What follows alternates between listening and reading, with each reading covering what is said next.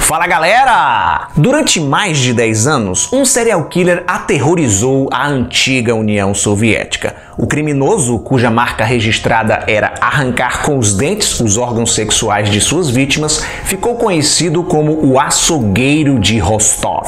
A história desse homem desequilibrado é retratada no longa-metragem Evilenko. Mas até onde o filme é fiel ao que realmente aconteceu? Vamos descobrir. Eu sou Getro Guimarães e começa agora o Baseado em Fatos.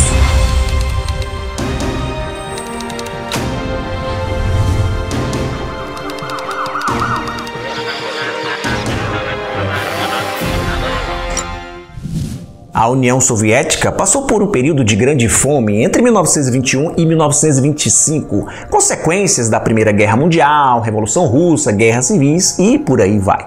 A Ucrânia foi um dos países do bloco soviético que mais sofreu nesse período e novamente 10 anos depois, na década de 1930, quando eles passaram por outra fase de poucos recursos. Por conta dessas fomes extremas, surgiram os boatos, as histórias, os relatos de canibalismo que foram se perpetuando ao longo dos anos. Quem ironicamente diz que comunista costuma comer criancinha, não sabe que a brincadeira surgiu de uma tragédia. No entanto, o ucraniano Andrei Romanovich Chikatilo, que era membro do Partido Comunista, levou o ato ao pé da letra. Entre 1978 e 1990, esse sujeito fez mais de 50 vítimas e quase todas elas tiveram os genitais arrancados na base da dentada, que posteriormente foram, comidos, devorados pelo serial killer. A polícia levou mais de uma década para conseguir prendê-lo definitivamente porque o cara tinha o disfarce perfeito. Trabalhador, pai de família, casado e com 2 filhos. Por trás dessa aparência de cidadão de bem,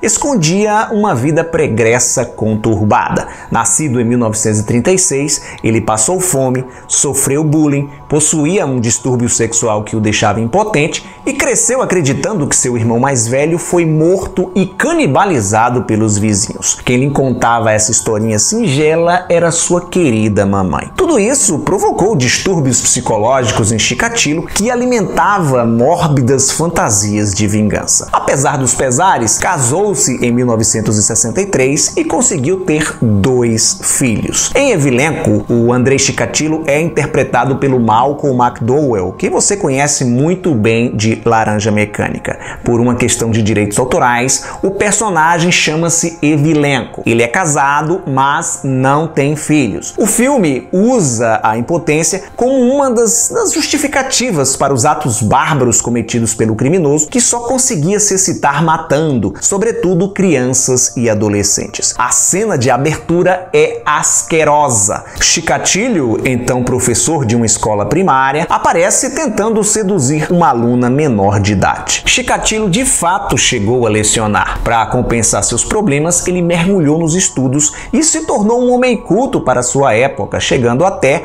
ter certa influência dentro do Partido Comunista.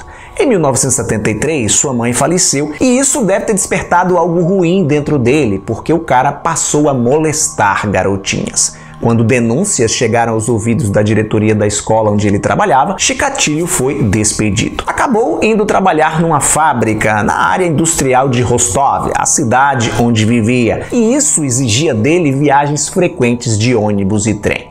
Em dezembro de 1978, aos 42 anos, Andrei Chikatilo cometeu seu primeiro assassinato, uma menina de apenas 9 anos de idade. O maníaco chegou a ser considerado como suspeito, mas foi liberado pela polícia, que preferiu acreditar que Alexander Kravchenko, de 25 anos, um ex-presidiário que havia cumprido pena por assassinato, era o responsável pelo crime. Em 1981, Chikatilo fez sua segunda vítima, uma adolescente de 17 anos.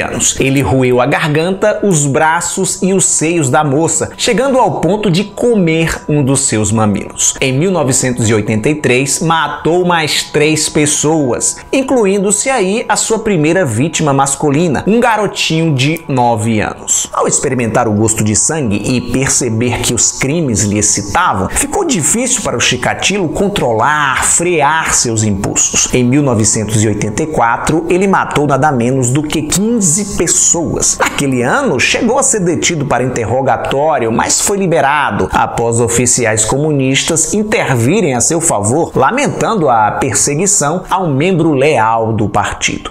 Depois de tantas mortes, as autoridades estavam em polvorosa. Um esquadrão foi montado para tentar agarrar o criminoso. O líder desse grupo era o detetive Viktor Burakov, um experiente analista forense, considerado um dos mais talentosos investigadores criminais da polícia soviética.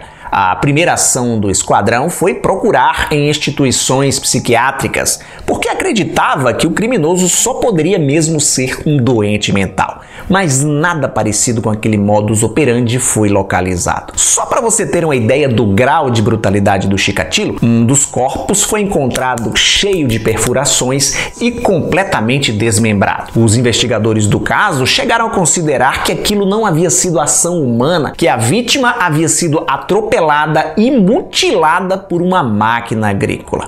Os trabalhos policiais continuavam, mas nada de aparecer um suspeito. E as mortes só aumentando. Lá na União Soviética, eles não estavam preparados para um criminoso desse porte. Sendo assim, o Burakov pediu para que um grupo de psicólogos e psiquiatras traçassem um perfil do serial killer. A maioria não topou, com medo das consequências. Até que o Dr. Alexander Burhanovsky concordou em fornecer um perfil para a polícia. Em Evilenko, esse médico é mostrado como um sujeito obcecado pelo assassino, a ponto de tentar confrontá-lo sozinho, justamente quando o personagem está prestes a fazer mais uma vítima. E Burhanovsky acaba sendo morto. Isso não aconteceu, tá? O psiquiatra passou a trabalhar em parceria com o Burakov. Foi por indicação dele que o detetive apertou a vigilância em estações de trem, metrô e ônibus e ampliou a faixa etária dos potenciais suspeitos de 25 até 50 anos que apresentassem algum comportamento suspeito em relação a crianças e mulheres. Uma jogada de mestre do Burhanovsky, uma vez que o Chikatilo costumava sediar suas presas justamente dentro desses transportes, jogava uma conversa fiada e os convencia a acompanhá-lo em troca de algum proveito. Entre 1985 e 1990, o maníaco assassinou mais de 20 pessoas. O reinado de terror chegou ao fim em novembro de 1990. Após apresentar um comportamento suspeito em uma estação de trem, ele foi detido e colocado sob vigilância. O difícil para a polícia estava sendo acreditar que aquele senhor gentil, educado e de fala mansa fosse na verdade o terrível monstro procurado há mais de 10 anos pelas autoridades russas.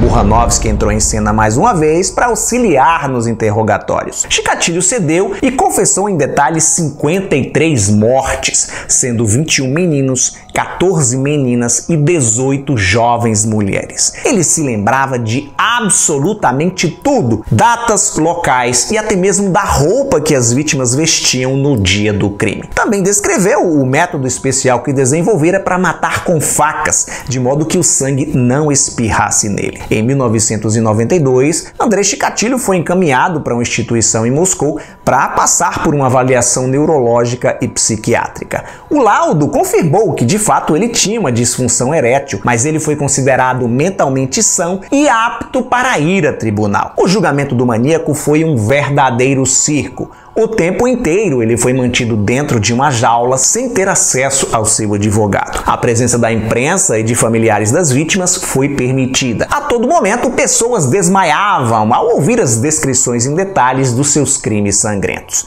Ele se definiu como um aborto da natureza e que havia enlouquecido por conta da sua impotência sexual. Mas isso nada adiantou. Andrei Romanovich Chikatilo foi declarado culpado e condenado à morte. Além de Evilenko, existe outro filme que conta a história do serial killer, Citizen X, Cidadão X, realizado em 1995, apenas 3 anos após a morte do psicopata.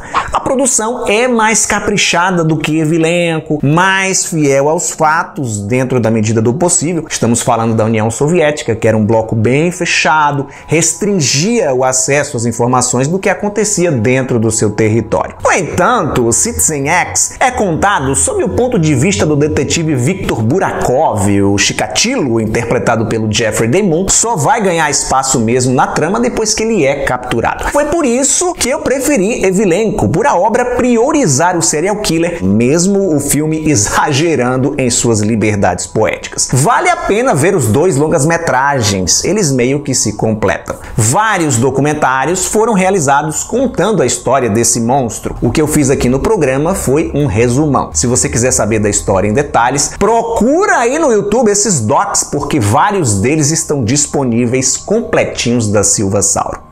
Obrigado por sua audiência, lembre-se do like maroto e compartilhar o vídeo com seus amigos através das redes sociais. Aproveita e me segue por lá também, para você ficar por dentro das novidades. Tchau e até a próxima!